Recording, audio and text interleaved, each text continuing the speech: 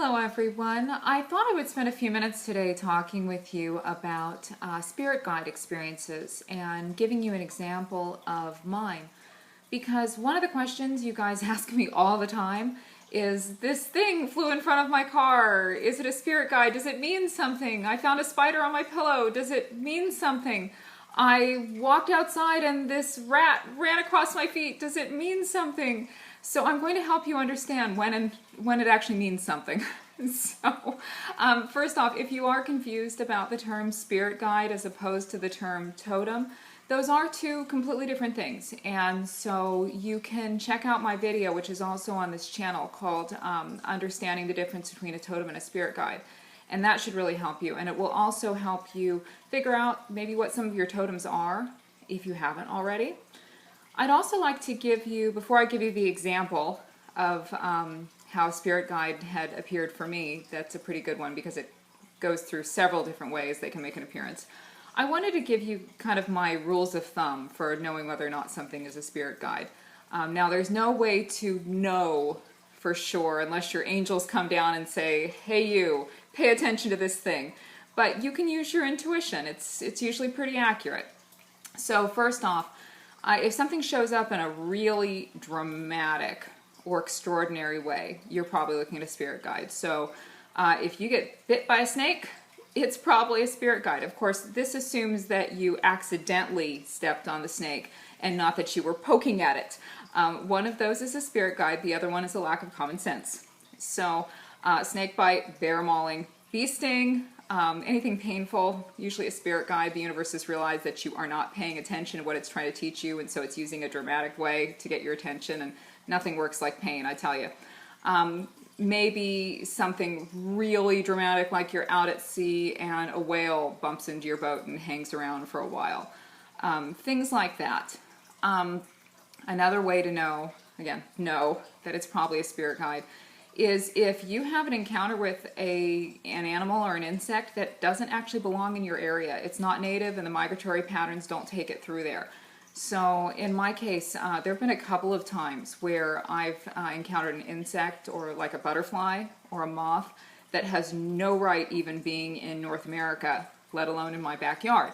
And it does usually end up having some wisdom that is important for me. Or, you know, if you're watching this in Egypt and you go outside and there's a polar bear tromping down the street, probably a spirit guide. The other way to know, and this is the one that tends to work best for most of us, because once you start paying attention to spirit guides, you're going to notice there are a whole lot more animals and insects out there around you than you thought, and so you think everything is a spirit guide. Again, that's normal.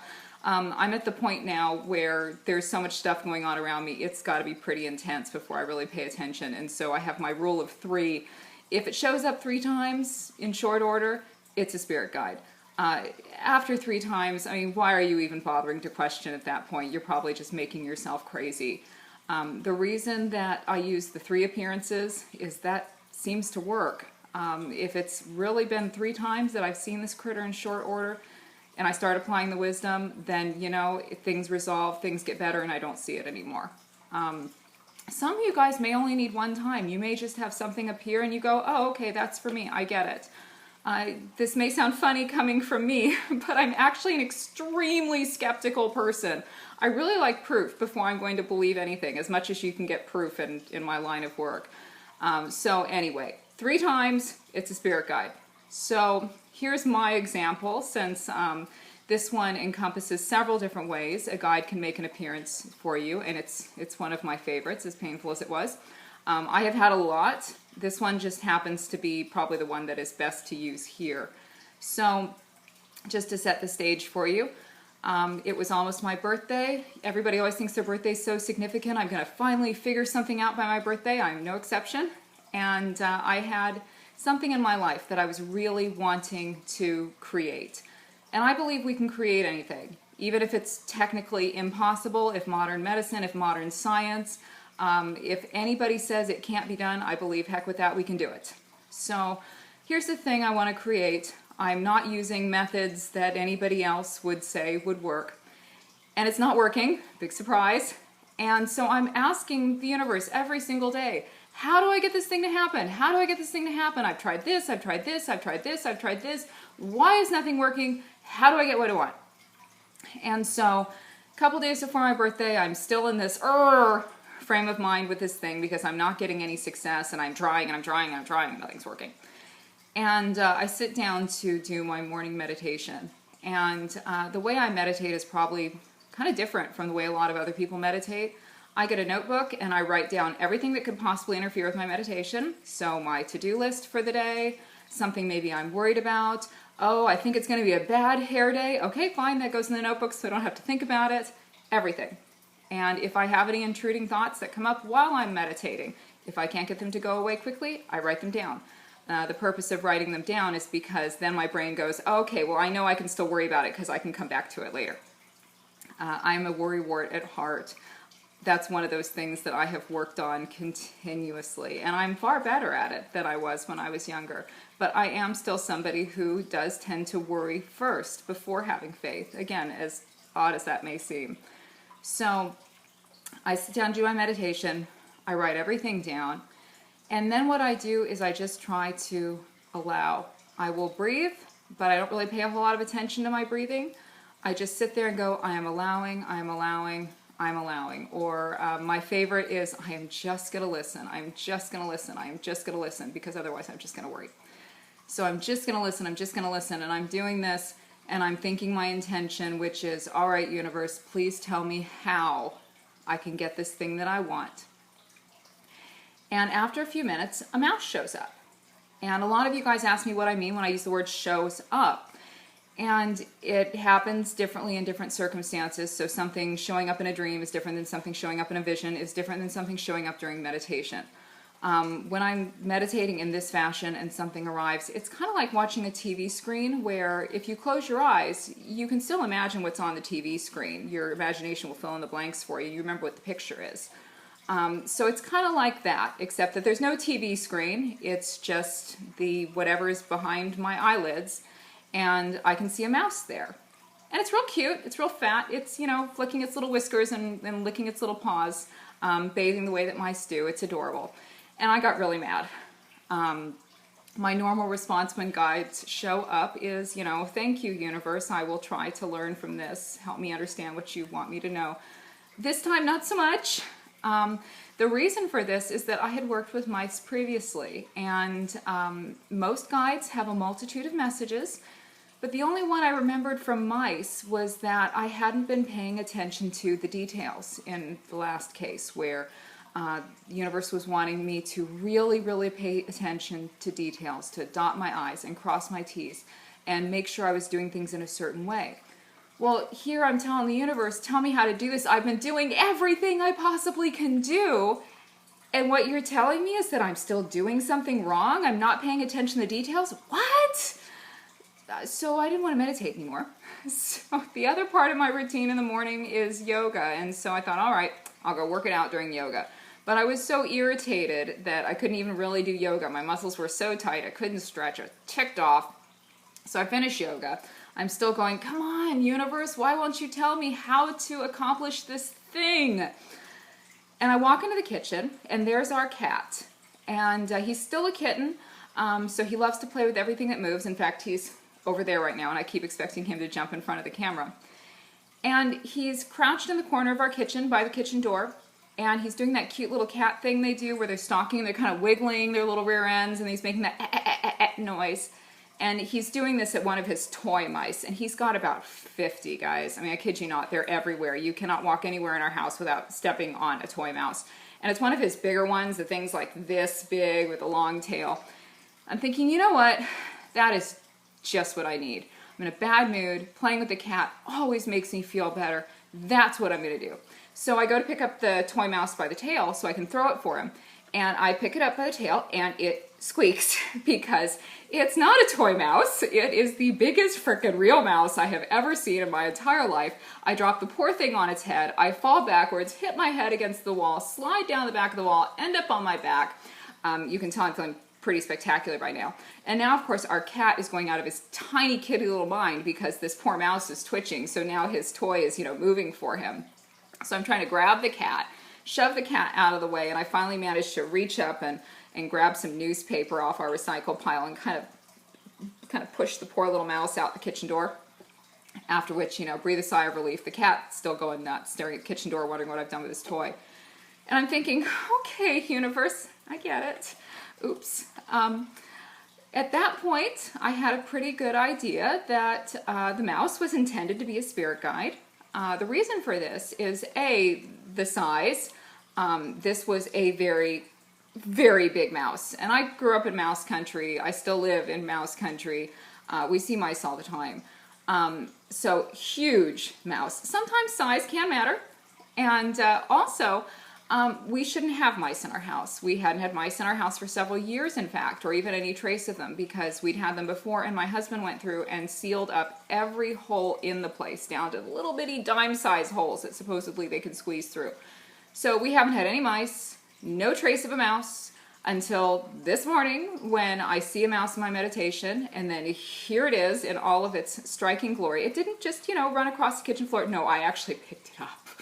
So at that point, I'm thinking, okay, I either am in denial about whether or not I'm actually looking at the details of my situation. Maybe I'm really not looking at all my options. Maybe I'm avoiding some. Or maybe I got Mouse's wisdom wrong. Maybe I remembered it wrong. Maybe I'm missing something. Maybe I got so angry about what I thought the answer was that I forgot that there were some other answers there. So I went back to my books and my notes. I work with so many different animals. Obviously, you guys call me about just about everything. So I have books that I also go to. I have my own notes. I have stacks of research like this. I have a whole file cabinet full. And I went and pulled out all the stuff on mice.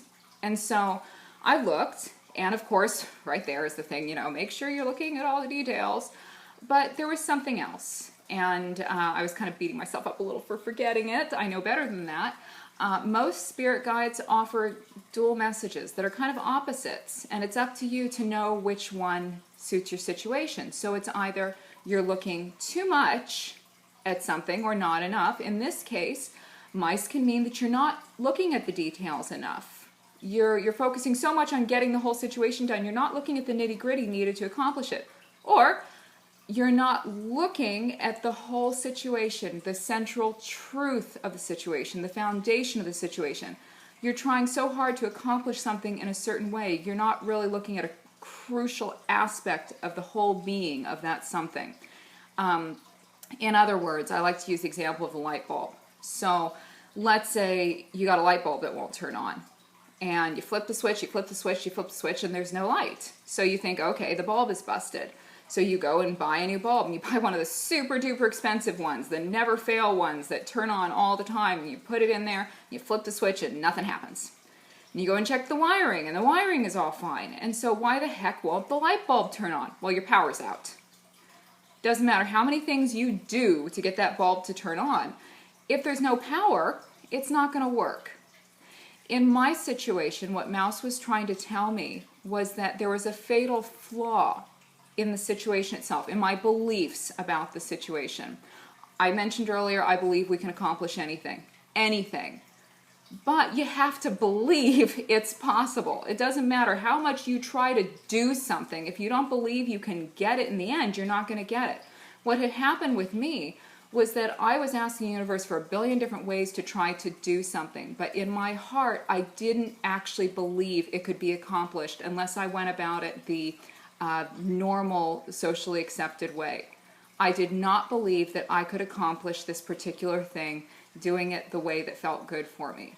So universe was telling me, we can't tell you what to do to fix this because you don't believe you can do it. Oh, okay, great. So I was on cloud nine, even though I was really, really banged up. This was fantastic. Got my answer. Okay, I have got to work through my beliefs. I somehow have to make myself believe that it is possible for me to create this thing in the way that I want to. And I won't bore you guys with the details about how I do that. But it is doable. You can change your beliefs. It's possible. So I'm pretty excited, feeling pretty good despite being banged up. And that lasts about 8 hours. As I mentioned, I'm a skeptic. I also second guess myself like crazy. So I start thinking, well, what if I was wrong? I mean, what if it wasn't really a spirit guide? I mean, I am precognitive. A lot of times I'll have a vision of something that's about to happen. So what if my meditation mouse was really just letting me know that I was going to bang my head and back because I picked up a mouse in the kitchen? And then, of course, that took me back to my central issue, which was, well, what if I'm not doing the right thing to get this thing? Forget whether or not I believe it's possible. So at that point, I called my mother. My mother does pretty much the same thing I do, just minus the animals. She's an astrologer and a numerologist and an intuitive like you wouldn't believe. And we spend a lot of time each week hashing out spiritual matters of this nature. And so I called her up and said, you know, Mom, I'm having this problem creating this thing that I want. And all of a sudden I had this experience with mouse. And I explained the mouse thing to her. She goes, mice? I said, yeah. She says, well, I don't want to ruin your birthday card, but I put your card in the mail today. You want to guess what's on it? I said, a mouse? Uh-huh. So my mother had intuited, oh, I need to receive the message of mouse, and had sent me something with it. Sometimes it's really that simple, guys. Sometimes our spirit guide shows up to us because all of a sudden everybody is sending us something with that creature on it. Or all of a sudden we turn on the TV and there's that creature. Or we stumble across it in our kitchen. Or we find that there's a piece of jewelry we absolutely must have that has that thing on it. It doesn't have to be a big dramatic thing every time. But you guys can see how 3 things in one day obviously are fairly significant. And here's the best part, actually. Once I calmed down and really made myself go, okay, look, clearly this is a spirit guide talking to me. The universe is trying to answer my question. My question is, how can I create what I want? And I'm being told that I can't do anything. I have to fix my beliefs first, and then things will happen. So I'm really happy to report that, well, Mouse was right. And I have not seen the little sucker since, thankfully. It's been slow because I'm still digging in my heels. I'm still somewhat resistant. I still have trouble sometimes believing that this thing that I want is possible, but it is happening slowly. The more I have been able to line up my beliefs with what I want and do what Mouse was telling me to do, which was focus on the central truth, not all the details, it is coming into fruition, and it's happening faster and faster. So anyway, now my husband and I are on to moles. We have moles everywhere, and now there's a whole bunch of them living under our back deck, which is fabulous. Moles mean all sorts of great things, not the least of which is having faith when you're not sure about things that are coming up in your life. So, you know, hopefully you guys, mole will come visit any of you who are having faith issues. So anyway, I hope this has been helpful to you, just to kind of give you an idea. This is everyday magic, guys. I mean, it doesn't have to be that, you know, this huge thing falls out of the sky and lands on top of you every single time. Sometimes it can be something kind of like the experience I described. Sometimes it can be even less dramatic. So look for your rule of 3 times, or if it's a really significant thing. And also, the best way to know, if you figure out what the critter's trying to tell you and you start doing it, it should go away and your life should improve. One little caveat there, though. Sometimes a spirit guide will show up and give us a message that causes us to change our life, and things have to fall apart first. Sometimes for things to get better in our life, the old situation really has to fall apart. So it doesn't mean that your life is not getting better. It's just that it may not feel like it in the interim. So if that is what happens to you, if you use the wisdom of a spirit guide and all of a sudden everything gets 1,000 times worse, just think of it as the old situation is having to fall apart so a new one can be built. So be patient. It really is a process. Very few things happen immediately. So if this has not answered your questions and you have a spirit guide experience with which you need help, that's what I do. So please feel free to contact me to schedule a session. You can also ask me to help you figure out what your totems are, how to work with them. I also do physical healing and mental healing, so I work a lot with anxiety and depression. Those of you guys who have that, I had an anxiety disorder for a very long time, so I'm intimately familiar with anxiety. If you just need some guidance in your life, what the heck am I here for? What am I supposed to be doing with myself? How do I get what I want? Again, these are my specialties. So you can reach me at my webpage, which is www.myheritage.com. ravenlightholistichealing.com. You can email me through there. You can also follow me on Facebook at Ravenlight Holistic Healing. I'm also on Google+. Or you can message me here through YouTube, although sometimes that works and sometimes it doesn't. I haven't figured out the magic YouTube Messenger thing. So I would actually recommend that you try Facebook or Google+ or my webpage first. Cheers, my darlings. I hope you have a wonderful day.